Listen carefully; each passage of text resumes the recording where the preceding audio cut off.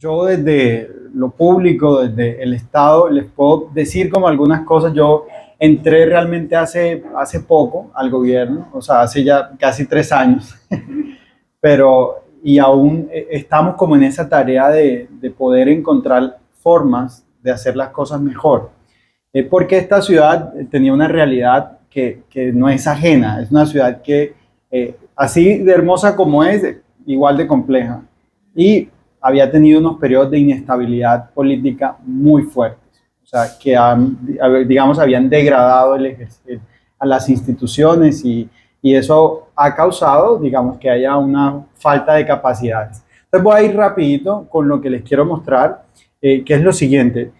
La ciudad, digamos, esta es como una panorámica de la ciudad. A mí me encanta porque nos muestra lo que somos. Somos una ciudad de agua, somos una ciudad costera que existía inclusive antes de la llegada de los españoles, y que tenemos islas, tenemos bahía, frente costero y la Ciénaga de la Virgen, que es este humedal, que es una joya en cuanto ecosistémica, pero que en el pasado, digamos, era otra cosa. De hecho, esta es una vista de la ciudad en los años 60. Entonces aquí pueden ver un poco cómo era, hasta dónde llegaba, digamos, el límite urbano. Y lo siguiente es como un poquito entre cruzando una capa del 2020 con esa de los años 60, y la siguiente podemos ver lo que ha sucedido.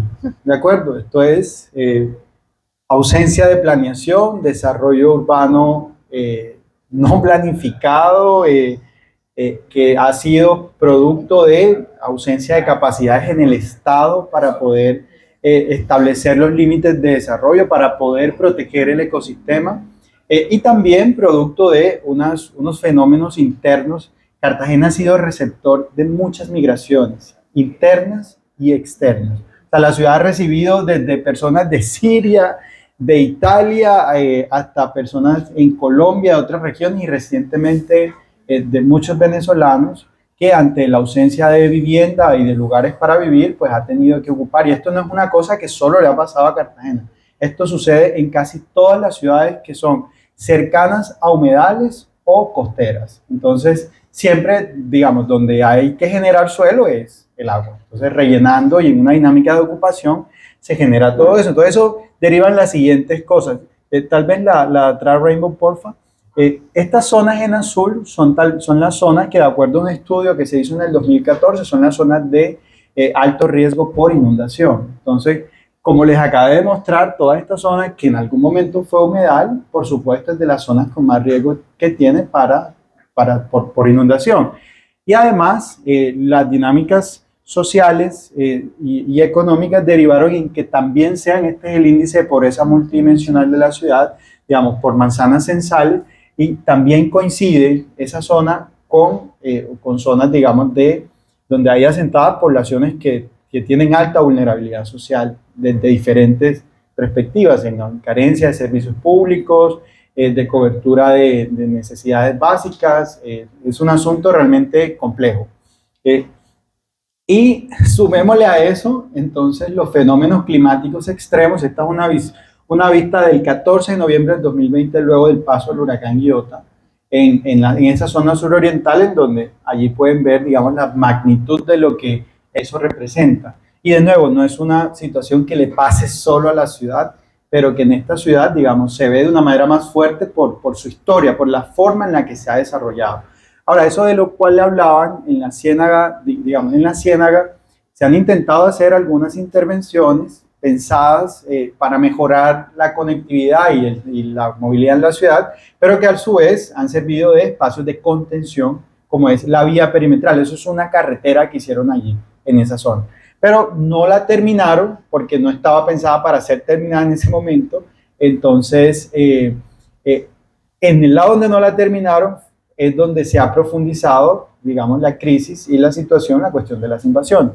Entonces, nosotros, y una de las cosas por las cuales me encuentro aquí, es porque desde que conocí a Tom, y desde que vino a la ciudad, y luego con Maristela y con otros actores, nosotros desde el gobierno diseñamos un plan de internacionalización. ¿Por qué? Porque Cartagena es una ciudad internacional, o sea, es una ciudad que es reconocida, tiene nombre propio alrededor del mundo, es una ciudad portuaria, es, digamos, patrimonio de la humanidad de la UNESCO, o sea, tiene muchas variables por las cuales es reconocida. Sin embargo, ese acceso a las oportunidades internacionales ha sido de manera desigual, o sea, no ha sido con las mismas oportunidades para todos. Entonces nosotros desde el gobierno, del ejercicio del poder público, por así decirlo, y a través de los instrumentos de política pública, diseñamos un plan de internacionalización, que es una estrategia para identificar canales en los cuales dar oportunidades a la ciudadanía, a la ciudad, con actores extranjeros.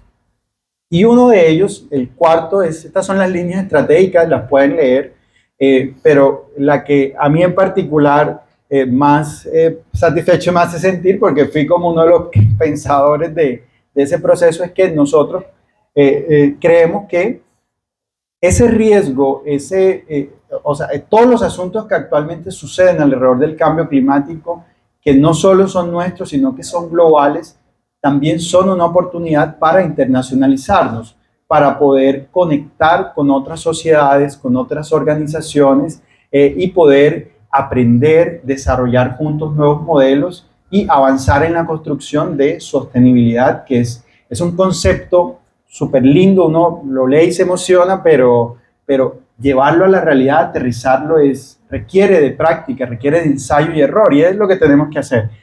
Uno de esos ejercicios que nosotros desde el gobierno estamos haciendo es un programa de cooperación con los Países Bajos que se llama Water as Leverage y pretende formular proyectos integrales, innovadores y sostenibles relacionados al agua. Pero esto es infraestructura, digamos, es otra cosa y hace parte de las inversiones que la ciudad necesita. Luego lo siguiente, por favor. Ahí se ve como una imagen de todas las personas y que hemos participado. Esto es algunos de los resultados de este programa, que es la primera vez que se hace en Latinoamérica, pero que ya se ha hecho en 3 ciudades, en India, en Indonesia y en otra ciudad asiática, para generar este tipo de propuestas. Pero estas propuestas no van solas, o sea, deben ir acompañadas de otras acciones. Entonces, dale Rainbow, porfa.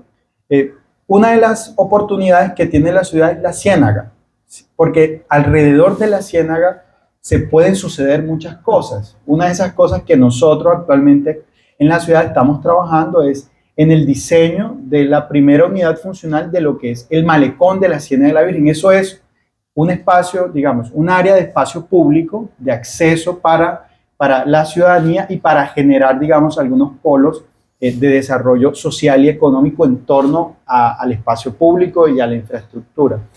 Allí también se están, digamos, como esta ciudad durante los pasados 10 años no había planeación, no hubo visión, no hubo estructuración de propuestas ni proyectos, en esta nosotros nos hemos dado la tarea de empezar a hacerlo. Claro, todo el mundo quiere obras, quiere resultados, ojalá tuviéramos varitas mágicas que hicieran que las cosas aparecieran de manera instantánea, pero no, requieren de tiempo, requieren de planeación, requieren de resolver unos interrogantes que son jurídicos, que son técnicos y que también son sociales, porque hay que concertar con las comunidades qué tipo de desarrollo se van a hacer para que puedan ser aceptados. Entonces, esto es un render solamente, pero si ven ahí digamos, un espacio soñado tal vez, para un lugar que desde los años 70 a los años 90 recibió el 90% de las descargas de aguas residuales de la ciudad. O sea, y allí, o sea, realmente en los años 90 se dieron cuenta que eso era un problema tremendo y casualmente fueron los holandeses los que vinieron a la ciudad en una misión internacional a proponer soluciones de saneamiento, porque la ciénaga estaba muy contaminada. Entonces allí diseñaron una infraestructura para el recambio de las aguas, que es la bocana de marea, estabilizadora de mareas, y eso permitió que se limpiara la ciudad, la ciénaga, y que hoy día, digamos, parte de ella, en especial hacia su zona norte, se conserve o se haya recuperado de manera muy, muy satisfactoria. O sea, uno va y es un paisaje totalmente distinto, pero que todavía en su lado suroriental, donde existe toda esta dinámica urbana, no hemos podido, digamos, realmente como hacer algunas acciones más concretas. Y finalmente, esta ciudad tiene unos retos tremendos, pero también muy buenas oportunidades. Y yo creo que para eso estamos aquí, es para intentar entre el gobierno, entre el sector privado, entre las comunidades y ONGs locales, intentar construir soluciones que puedan tener ese nivel y ese impacto que esperamos para poder, digamos, avanzar en esta senda, pues, de desarrollo y de crecimiento y de sostenibilidad, que es lo que queremos. Bueno, Gracias, Hugo.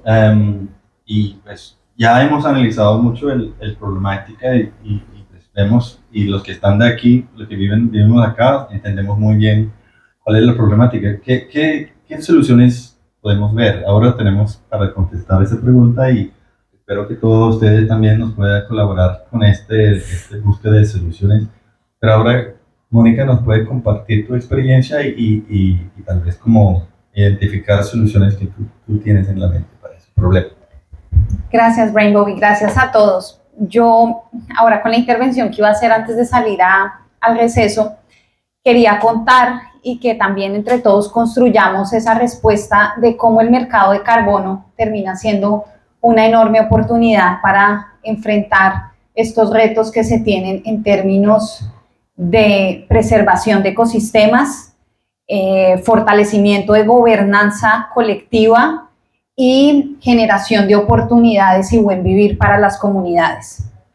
Voy a dar una introducción muy chiquita de lo que pasa en Colombia y lo decía hace un momento. Colombia tiene un mercado de carbono muy joven, desde el 2017 empezó a generarse este mercado y se ha visto una tendencia en los últimos años, especialmente del 2020, de la participación o del interés de las empresas por la no causación del impuesto, es decir, las empresas que quieren compensar sus emisiones de CO2 se interesan entonces en proyectos específicos para comprar esos créditos de carbono y compensar su huella de carbono.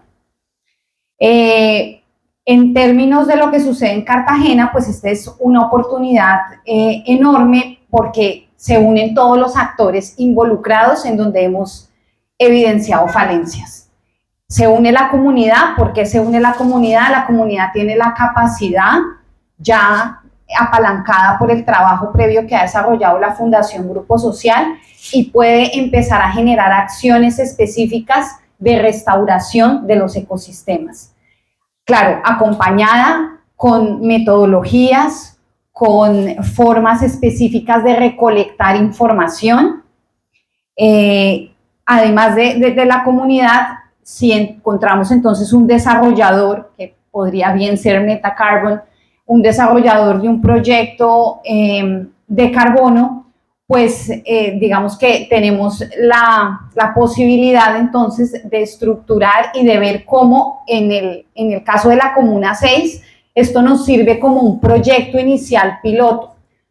Porque es una oportunidad, porque ya ha habido un trabajo social adelantado y porque sería la mejor manera, digamos ahí en términos del potencial de mitigación que tiene este proyecto, pues digamos que la escala es pequeña, es un proyecto pequeño, pero la posibilidad de ver qué es lo que sucede con este proyecto piloto en términos de restauración de manglar, de poder determinar y que las comunidades, lo que usted decía, sepan y estén capacitadas en cómo generar el cálculo en términos de la capacidad de carbono que se tiene en el ecosistema de manglar, que como bien lo decía usted, y esto es muy importante en relación a los ecosistemas, la capacidad que tienen los manglares sobrepasa en 4 o 10 veces la capacidad que tienen los bosques terrestres de capturar, de secuestrar carbono. Y de esa manera pues se generan todos estos beneficios que es lo que hemos enfrentado: protección de los ecosistemas de manglar, protección de barreras costeras ante fenómenos de aumento del nivel del mar y posibles fenómenos climáticos extremos, generación de ingresos también para la capacidad y mejoramiento de las viviendas, de las condiciones de vida, que en últimas es, y aquí quiero resaltar la importancia en el posible desarrollo digamos, de soluciones desde el mercado de carbono, y es que lo más importante es la comunidad, porque la comunidad es quien genera, quien vive, quien se apropia y genera las acciones específicas de restauración. De manera que poder generar capacidades y además de las capacidades, posibilidades en términos de generación de ingresos y de medios de vida es lo que nos va a permitir estos grandes objetivos en términos de conservación y restauración de los ecosistemas de manglar. Aquí aprovecho un poco para hacer una reflexión sobre cómo esto es un trabajo conjunto, cómo vemos que sí ha habido una falta de presencia estatal que impida que se desarrollen estos fenómenos de invasión, de falta de conservación, de generación de ingresos, de falta de soluciones a las comunidades vulnerables en términos de calidad de vida y de, digamos, de ejercicio pleno de derechos. Pero definitivamente, y esto se ha dicho en las cumbres del clima, es necesaria una acción colectiva. No solamente se puede pretender que sean las entidades locales, sean las alcaldías, sean los gobiernos quienes se encarguen de dar soluciones al cambio climático, sino que es un ejercicio conjunto que viene del sector público, de las organizaciones sociales, de las fundaciones, en este caso de los desarrolladores o de quienes también están en el mercado de carbono y también, digamos, en mi rol desde los técnicos y aquellos que construimos información, construimos conocimiento. Entonces, la invitación y la reflexión, lo cerraría en este caso, es que ojalá a través de este proyecto tengamos la información necesaria disponible para conocer cuál es el potencial de restauración que tiene Cartagena en relación al ecosistema de manglar y cómo a través del trabajo que se ha adelantado con la Fundación Grupo Social en la Comuna 6 podemos tener información de primera mano, información 1 a 1 que nos permita en una escala pequeña ver el potencial que tiene el desarrollo de proyectos quizás en el mercado voluntario de carbono, no sé si en el regulado, pero al menos en el voluntario, y que esto se pueda escalar, ojalá, sobre todo el ecosistema de manglar de Cartagena. Esa es la invitación, ese es el sueño, yo creo. Dejo por ahí. Gracias, Mónica. Quería como abrir ese panel a la audiencia, a ver qué le ocurre a ustedes, qué oportunidades han visto durante esa presentación y qué soluciones hay. Yo quiero decir algo antes y es, digamos, digamos, me uno mucho a esa invitación de poder trabajar de manera colectiva y conjunta porque desde el Estado les puedo decir, mire, el presupuesto que tenemos nosotros para lo ambiental es solamente el 8% de todo el presupuesto del distrito. Y eso es más o menos al año casi 3 millones de dólares. O sea, eso no son... O sea, y eso para hacer todo. O sea, en una ciudad que si bien no es muy grande, pero en Colombia sí es grande. O sea, es la quinta ciudad más grande del país. Entonces, eso limita mucho lo que podemos hacer. Además, el llamado es a poder cooperar, trabajar con diferentes aliados para poder generar soluciones a partir de inicialmente pilotos, luego algunos proyectos o programas con mayor escala, porque solo así es que podemos, digamos, lograr esas intervenciones. O sea, nosotros solos no podemos.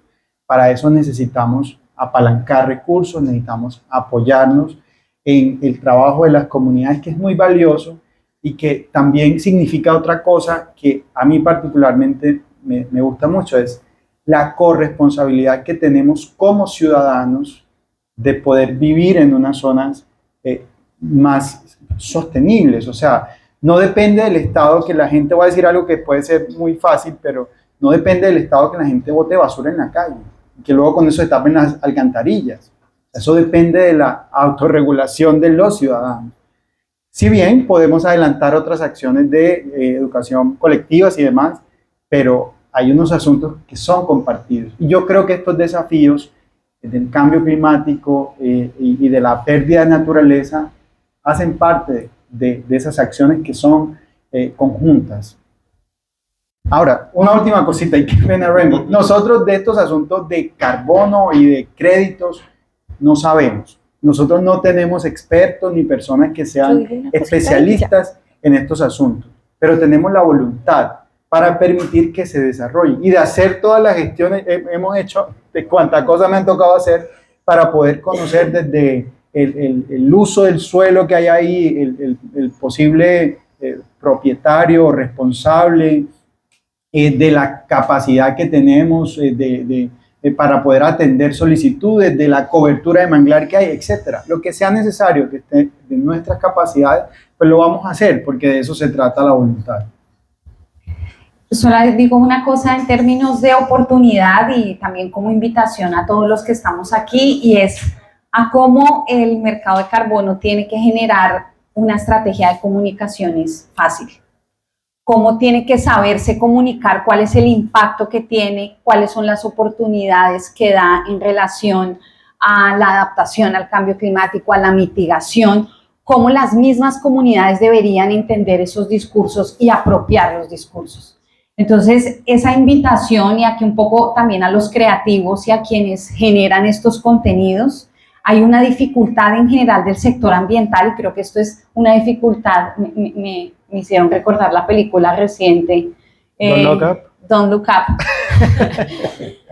Sobre cómo tenemos que generar estrategias fáciles de comunicación y de sensibilización sobre lo que enfrentamos, de manera que ojalá podamos desarrollar con este proyecto, y ojalá sea una línea importante, sea una estrategia seria, de que incluso las comunidades estén apropiadas y conozcan en detalle de qué se trata este tipo de proyectos, cómo el mercado de carbono apalanca la restauración de los ecosistemas y mejores medios de vida para las comunidades.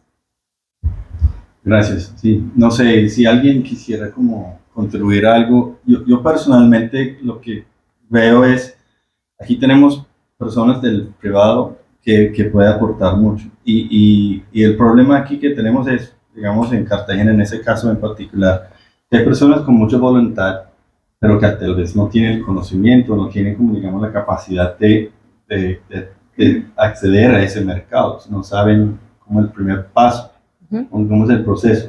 Entonces quisiera como invitar a la audiencia a proponer qué será el comienzo, cómo comenzamos a construir lo que Daniel Wall dice como los puentes entre el business as usual a unas tecnologías regenerativas, que básicamente aquí tenemos personas que están expertos en ese aspecto. Es una pregunta sobre, has dicho que el mercado de carbono pues, fue instaurado en Colombia en 2017, de alguna manera en paralelo con la tasa de carbono.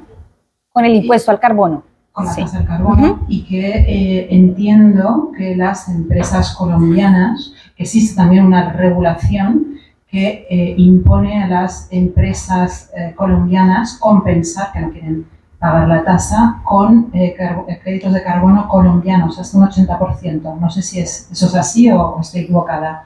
Entonces, esto para vosotros, el gobierno de Colombia tiene que ayudar, ¿no? Apoyar a las comunidades a generar estos créditos de carbono locales y colombianos, ¿no? Made in Colombia. Aclárame si esto es así. Sí, ya te aclaro. Sí, en efecto, el mercado de carbono en Colombia es reciente y se puede generar de dos maneras, es decir, hay una obligatoriedad en términos de el impuesto al carbono, y se puede dar o pagando la tasa, entonces la empresa que genera las emisiones y que está obligada a generar la compensación paga la tasa, o se va a la opción de la no causación. ¿Cuál es la opción de la no causación? Pues aportar a proyectos como estos de los que estamos hablando, en donde se generen acciones específicas de reducción de emisiones que además contribuyan a acciones locales en términos de, digamos, beneficios sociales y restauración de ecosistemas. ¿Cuál es el problema en Colombia? En Colombia no hay institucionalidad. Entonces el mercado de carbono tiene un reto enorme, y ahí eso es una oportunidad a soluciones innovadoras, porque no tenemos registros e institucionalidad que haga seguimiento, control y acompañamiento a los proyectos de carbono en términos de verificación y demás. En el 2018 el gobierno decidió que a través de la plataforma RENARE, que es una plataforma en donde se iban a registrar todos los proyectos de carbono en términos de formulación, implementación y cierre, se pudiera concentrar la información. Pues el RENARE nunca entró en vigencia y el hecho de que no entrara, pues que no pudiera operar el RENARE, pues hace que la mayoría de proyectos tengan que ser validados y demás por mecanismos y acciones de verificación internacional. Y también digamos que tiene un componente negativo, y es que por no tener trazabilidad, porque el gobierno no haga acciones de seguimiento y verificación, pues entonces esos créditos que se producen en Colombia no son tan atractivos, ¿no? No es que suceda que definitivamente tienen que ser en Colombia, porque de alguna manera uno de los retos y oportunidades que tenemos en estas soluciones es poder integrar y dinamizar el mercado voluntario nacional con el mercado voluntario internacional, ¿no? Creo que ahí es donde, precisamente por esa falta de institucionalidad y de seguimiento, es donde tenemos grandes oportunidades con estas iniciativas, digamos, ya de acción concreta local. Entonces, ese es el contexto. Decirte solo para finalizar que ha sido algo y hay una tendencia, y es que si uno hace la comparación, y estos son datos de junio del 2022 de la última cumbre climática que se hizo en Medellín, tú ves que el 50% de las empresas decide pagar el impuesto al carbono y el 50% decide ir al mercado de la no causación. ¿Por qué? Porque como no se sabe qué se está haciendo con esta plata que toma el Estado, entonces se prefiere invertir en la no causación y en proyectos como los que estamos hablando, en donde se generen, además de acciones de restauración, pues acciones de acción e impacto colectivo en comunidades. Acciones directas. Gracias. ¿Y qué empresas están obligados a invertir en esos productos? Por eso. Él es el link. Pues en los mercados. Entonces. En Colombia, el mercado, como lo mencionaba Mónica, el voluntario es un mercado que está en desarrollo. El mercado regulado, solamente aquellas compañías que utilizan combustibles líquidos o combustible gas, como el gas, ¿cierto?, en sus procesos productivos, son sujetas al impuesto al carbono. Entonces, principalmente, pues aquellas industrias que tienen consumos de gas alto, de diésel alto, pues, las generadoras eléctricas que utilizan diésel, esas son las que tienen que pagar el impuesto al carbono. No es algo que esté generalizado, o sea, no todo sector industrial lo tiene que pagar. Y eso de hecho en sí es una oportunidad, porque la nueva reforma tributaria está tratando de expandir la aplicabilidad de eso, del impuesto al carbono en otros sectores. Y lo otro es que, pues, por ejemplo, carbono, los generadores eléctricos a partir de carbono, la nueva reforma pretende obligarlos a pagar el impuesto al carbono a partir del 2025, pero hoy día no están obligados a pagarlo. Pues por un lado, el tema de la demanda definitivamente está viéndose que va a crecer. Y la oferta de bonos de carbono, o sea, el mercado de bonos de carbono para la no causación está subabastecido. Parte por la falta de proyectos. Yo, de hecho, una de las preguntas que le tenía a Hugo era, pues, como dos. Una relacionada con el tema predial, ¿cierto? Los predios de los manglares aquí, pues, observamos durante el panel anterior que la tenencia era del Estado, ¿cierto? O sea, son proyectos del Estado. Entonces, la estructuración de un proyecto de carbono, ¿cierto?, requiere la tenencia de pues, la posibilidad de administrar eso durante un periodo de 30 años para poder hacer el desarrollo de los proyectos. Ese tipo de alternativas, ustedes desde la alcaldía, ¿cómo las ven? O sea, ¿qué tipo de estructuras contractuales han pensado que son posibles para estimular? Porque de hecho, pues en la línea esa de protección del agua, pues ahí hay formas de hacer alianzas, así como se tienen alianzas público-privadas para desarrollo de vías, uno podría hacer alianzas, el mismo modelo, ¿cierto?, para hacer proyectos de protección de manglar y de generación de bonos, que han visto en ese ámbito. Bueno, la respuesta es que tenemos un desafío para conocer los límites de las competencias de las diferentes autoridades, porque En especial sobre estos ecosistemas, hay responsabilidades, digamos, la administración distrital tiene competencias ambientales solo hasta el límite urbano de la ciudad, ¿de acuerdo? En el límite rural entra otra autoridad ambiental a tener competencias sobre esas áreas, que es, lo mencionaba Maristela en algún momento, en nuestro caso es la autoridad regional, ¿de acuerdo? Sin embargo, hay otras, como son zonas de baja mar, entran la DIMAR también a ser un actor que tiene competencias sobre esas áreas. Entonces hay, el mismo estado de cierta manera se solapa sobre las mismas zonas. En algunos casos, como en la zona suroriental, algunos de estos lotes están, digamos, tienen sus registros entre, digamos, prediales y todo esto, con una empresa que es del Estado, una empresa social del Estado. Y realmente esa empresa es la que tiene la posesión, digamos, de esos predios, en ese caso, de esa zona.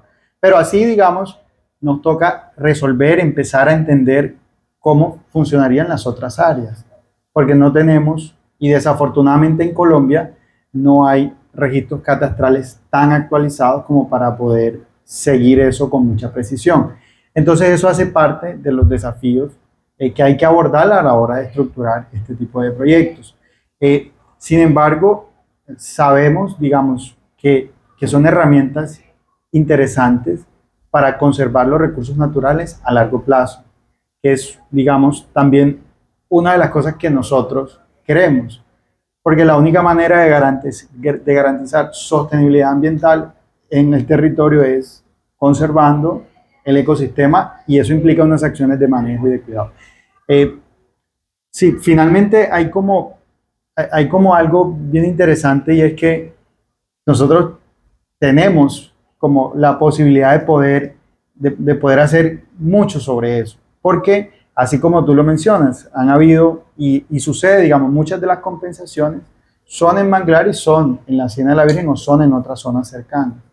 Entonces eso hay que empezar como a desglosarlo mejor. Bueno, muchas gracias. ¿Alguna pregunta más? No. Ok, bueno, muchas gracias, Hugo. Muchas gracias, Mónica.